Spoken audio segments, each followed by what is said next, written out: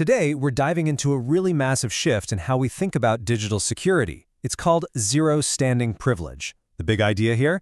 Well, it's that access isn't something you should own permanently. It's something you should be granted only when you need it. Let's break down exactly what that means.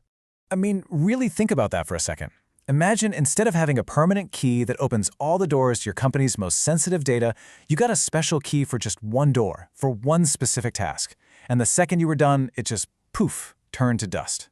That's the incredibly powerful concept we're talking about here. You see, for years, the old way of doing things was to keep all our permanent keys, our passwords and credentials, locked away in some kind of digital vault. But, as you can see, that creates this always-on risk. The new way completely flips that on its head. We're moving away from permanent keys and toward temporary, on-demand access that literally only exists for the moment it's needed.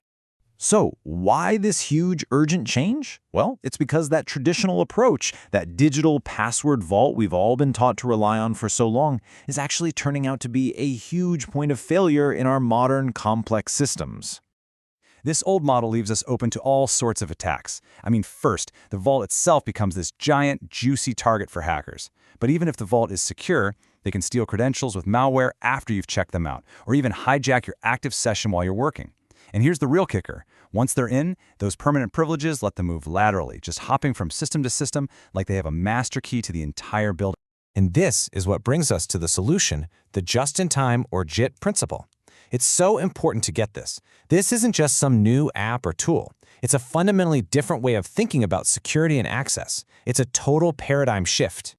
The whole idea is built on a classic foundational security concept, the principle of least privilege. It's actually pretty simple, but it's incredibly powerful. It just says you should have only the absolute minimum access required to do your specific job for the minimum amount of time and not 1 second longer. Man, this quote just nails the new mindset perfectly. We've got to stop thinking about access as some kind of permanent right that we own, like a physical key on our keychain. Instead, we have to see it for what it is, a temporary service that's delivered to you just in time. Okay, so that's the why. But how does this actually work day to day? What does it look like in practice? Let's walk through the steps of a typical just-in-time workflow. It's really a simple 4-step loop. First, you request access and explain why you need it. Then, that request gets approved, either by a person or an automated system. Next, you're granted temporary access.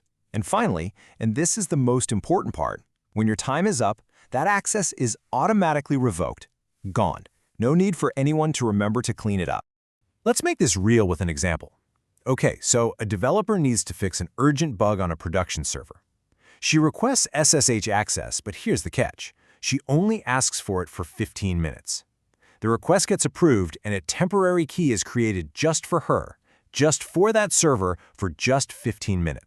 And this timeline here shows you the entire life of that credential. It's born at minute 0, the developer jumps in, fixes the bug, and she's done in, say, 8 minutes. But it doesn't matter. At that 15-minute mark, whether she's finished or not, that access just evaporates.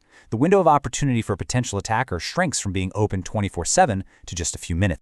But this idea goes way, way beyond just people logging into computers.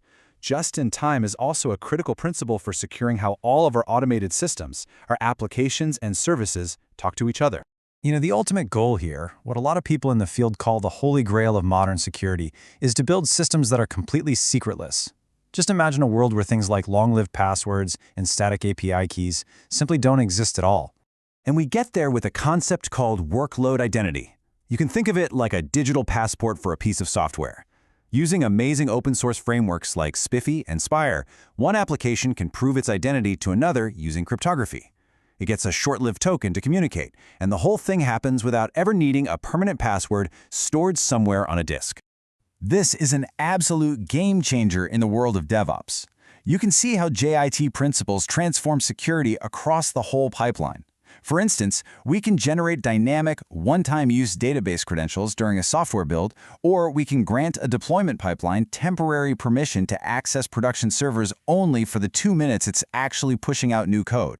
So where is this all going? What's next? Well, the future of access looks like it's going to be even more secure, and maybe surprisingly, even more invisible and seamless for all of us. All right, get ready for this. The next big wave, as this prediction shows, is likely going to be access tokens that are cryptographically bound to your unique biometrics, like your face or your fingerprint. And how long would a token like this even be valid for? The entire lifespan could shrink down to just 5 to 15 minutes.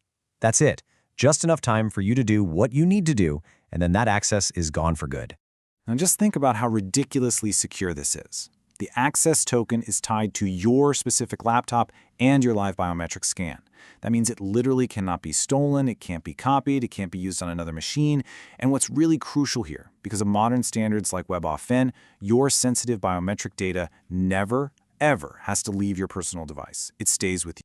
So when you put it all together, what this really means is that we are shifting away from a world where we're defending static, brittle vaults to a new world where we're managing dynamic, temporary flows of access.